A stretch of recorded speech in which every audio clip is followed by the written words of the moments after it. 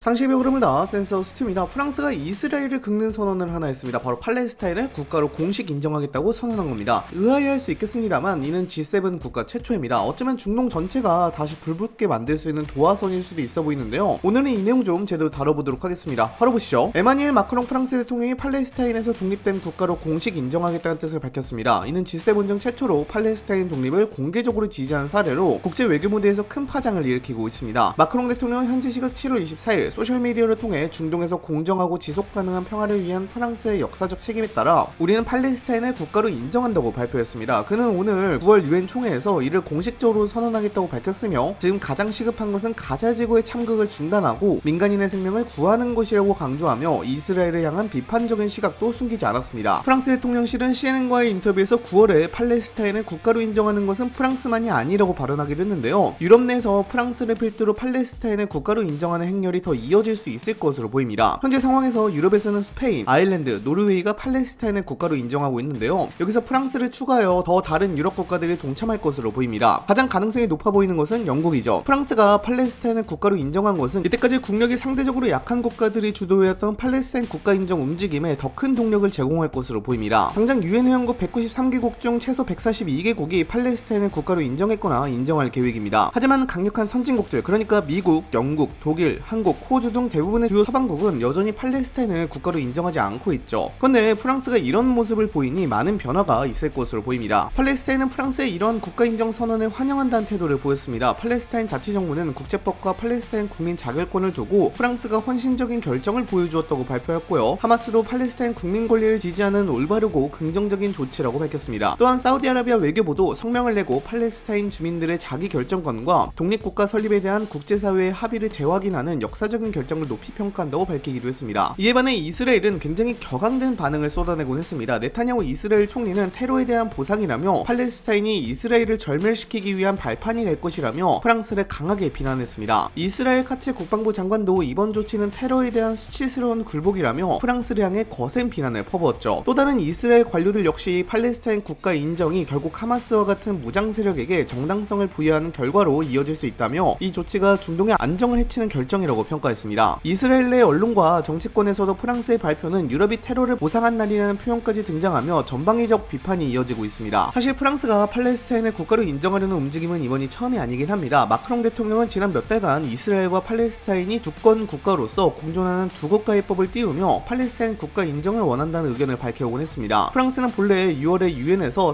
사우디아라비아와 두 국가의 법을 위한 국제회의를 개최할 예정이었는데요. 문제는 미국이 프랑스에 압력을 가하기도 했고요. 이란과 이스라엘 간의 전쟁이 터지면서 이게 연기가 되었습니다. 이 회의는 7월 28일부터 29일에 장관급 행사로 일정이 변경됐죠. 프랑스는 7월 28일과 7월 29일에 한 번 더 팔레스타인을 국가로 인정하겠다는 발언을 이어나갈 것으로 예상되고요. 이스라엘을 더 압박할 것으로 전망됩니다. 프랑스가 이번에 내린 결단은 가자지구 전쟁 장기화와 그에 대한 참상을 지켜보는 국제사회의 인내심이 한계에 다다랐음을 보여주기도 하는데요. 물론 이 전쟁이 하마스의 테러로 인해서 시작된 전쟁이긴 합니다만 이스라엘군이 행하는 행동이 도가 넘었다는 것이 국제사회의 반응입니다. 가자지구에서는 팔레스타인 주민 수백 명이 식량을 구하려다가 사망하는 사건이 계속 벌어지고 있습니다. 또한 이스라엘군은 팔레스타인 주민들의 폭동으로 인해 발포하기도 했죠. 당장 유엔에서는 가자지구 어린이 중 5명 중 1명이 영양실조 상태라며 당장 배급을 진행해야 한다고 밝히기도 했습니다. 제가 팔레스타인을 지지한다거나 이스라엘을 지지한다거나 이런 말을 하는 건 아니지만요. 현재 유럽 내 반 이스라엘 여론은 최고조에 달하고 있습니다. 심지어 이스라엘군이 구호 식량을 구하러 온 팔레스타인 주민들에게 발포한 사건이 있었는데 이 사건 이후 최고조를 찍어버린 상태였죠. 당장 벨기에와 이탈리아에서 활동 중인 항만 노동조합은 이스라엘로 향하는 무기 선적을 아예 거부하기도 했고요. 스페인 바르셀로나시는 이스라엘과 자배 결연을 포함한 모든 관계를 끊어버리기도 했습니다. 그런 상황에서 나온 것이 바로 프랑스의 팔레스타인 국가 인정이었습니다. 많은 국제정치 전문가는 프랑스가 이번에 팔레스타인을 국가로 공식 인정한 것이 단순한 인도주의적 선언이 아니라 미국과의 관계를 철저히 계산한 전략적 외교 포석이라고 분석하고 있습니다. 특히 프랑스는 오랜 기간 국제 무대에서 미국의 그림자에서 벗어나 전략적 자율성을 추구해왔으며 유럽 내에서 독자적인 외교 노선을 구축하고 싶어하는 움직임을 지속적으로 보여왔습니다. 마크롱 대통령은 그동안 유럽이 미국에 지나치게 의존해서는 안 된다는 소신을 여러 차례 강조해왔고 이번 결정 역시 그러한 기조의 연장선에 있다고 볼 수 있습니다. 이번 프랑스의 선언은 G7 국가 간의 기존 태도를 깨트리고 유럽 차원의 외교적 판을 흔드는 독자 행보로 볼 수 있습니다. 특히 미국은 이스라엘에 대한 전통적인 지지 입장을 견고히 유지하고 있는데 프랑스는 이와 정반대의 노선을 선택함으로써 미국과의 외교적 거리두기를 분명히 했습니다. 여기는 최근 도널드 트럼프 행정부의 중동 정책에 대한 불만 불안도 큰 몫을 차지합니다. 트럼프 대통령은 이스라엘 편향적 정책을 일관되게 고수해왔고 가자지구에서 벌어지는 인도주의적 위기에 대해서도 거의 방관하는 듯한 태도를 보이며 국제사회의 비판을 받아왔습니다. 마크롱 대통령은 이러한 미국의 태도에 대해 꾸준히 문제를 제기해왔으며 이번 선언을 통해 중동 문제에 대한 유럽의 독자적인 해법이 필요하다는 메시지를 명확하게 던진 것입니다. 다시 말해 프랑스는 미국이 더 이상 국제질서의 절대적 조율자가 아니라는 것을 외교적으로 보여주기 위해 이번 팔레스타인 국가 인정이라는 초강수를 선택한 것입니다. 사실 프랑스의 이런 독자 노선은 하루 이틀 일이 아닙니다. 최근 몇 년간 우크라이나 전쟁, 나토의 역할, 중국과의 경제적 협력 등 다양한 외교 사안에서 미국과 이견을 드러내면서 독립적인 노선을 강조해왔습니다. 특히 마크롱 대통령은 2023년 유럽의 군사적 자율성과 전략적 독립성을 강조하면서 유럽은 자신의 운명을 책임질 수 있어야 한다고 선언하기도 했습니다. 이는 유럽 내에서 미국 없는 안보라는 개념을 밀어붙이려는 움직임과도 일치하는 대목입니다. 게다가 프랑스 내 여론도 이번 선언을 지지하는 분위기입니다. 유럽 전역에서 반이스라엘 정서가 확산하며 팔레스타인에 대한 동정론과 지지 여론이 크게 올라가고 있기 때문입니다. 프랑스는 유럽 최대의 무슬림 인구를 보유한 나라로 국내 정치적으로도 중동 문제에 민감할 수밖에 없습니다. 이러한 여론적 흐름의 편승에 마크롱은 외교와 국내 정치 두 마리 토끼를 동시에 잡으려는 의도도 엿보입니다. 결국 이번 팔레스타인 국가 인정 선언은 단순한 인권 선언이 아닌 프랑스가 미국의 영향력에서 벗어나 유럽의 대표 외교 강국으로 부상하겠다는 강한 의지의 표현이라고 할 수 있습니다. 동시에 중동 정세에서 유럽이 독자적인 해법을 제시할 수 있다는 점을 전 세계에 보여주는 신호탄이기도 합니다. 미국과의 관계가 냉랭해지더라도 프랑스는 이를 감수하겠다는 강경한 태도를 택한 것이죠. 앞으로 유엔 총회를 전후로 미국과 프랑스 간의 외교적 갈등이 본격화할 가능성이 매우 높습니다. 특히 미국이 동맹국들의 단일한 목소리를 유지하려는 압박을 계속할 경우 프랑스를 시작으로 유럽 내에서 탈미 외교 흐름이 더 본격화할 수 있다는 전망도 나옵니다. 이는 국제질서 재편의 서막이 될 수도 있는 만큼 프랑스의 이번 선언은 단순한 뉴스 그 이상의 외교적 의미를 내포하고 있습니다. 다른 나라의 상황도 좀 봐야 할 것 같습니다. 영국은 프랑스가 오는 9월 총회에 팔레스타인을 국가로 인정하겠다고 발표하면서 영국에서도 동참해야 한다는 압박이 커지고 있습니다. 현지 시각으로 7월 25일에 영국 여야 하원 의원 100여 명은 키어 스타머 영국 총리에게 팔레스타인을 국가로 인정하라고 촉구하는 공개 서한을 보냈습니다. 7월 초에도 노동당 하원은 50여 명이 데이비드 레미 외무장관에게 서한을 보내 즉각적인 팔레스타인 국가 인정을 촉구하기도 했는데요. 현재 영국도 이에 대해 팔레스타인에 대한 국가 인정을 이어나가려고 하는 모습을 보입니다. 독일은 현지 시각으로 7월 25일에 팔레스타인 국가 인정을 두 국가 해법의 실현으로 가는 최종 단계 중 하나라며 단기간 내에는 팔레스타인을 국가로 인정할 계획은 없다고 밝혔습니다. 독일 정부는 이날의 보도자료를 내고 이스라엘인과 팔레스타인 주민에게 영구적 평화와 안보를 실현할 유일한 방법은 협상을 통한 두 국가 해법이라는 태도를 유지하고 있다고 밝히기도 했습니다. 사실 독일도 이스라엘을 굉장히 부정적으로 보고 있는데요. 독일 정부는 가자지구에서 즉각 휴전과 인도주의적 상황이 최우선 과제라며 진전이 없을 때 압력을 강화할 준비가 되어 있다고 밝혔습니다. 또 민간인의 고통을 끝내기 위한 이런 조치에 대해 프랑스, 영국과 입장이 일치한다면서 팔레스타인을 언제 국가로 인정할지에 대해 서로 다른 입장에도 불구하고 유효하다고 발언하였습니다. 일단 독일은 언젠간 팔레스타인을 국가로 인정하려는 마음은 있는 것 같습니다. 프랑스의 팔레스타인 국가 선언, 여러분들은 이것에 대해서 어떻게 생각하시나요? 댓글로도 작성해 주시기 바랍니다. 이상 영상 마치도록 하겠습니다. 감사합니다.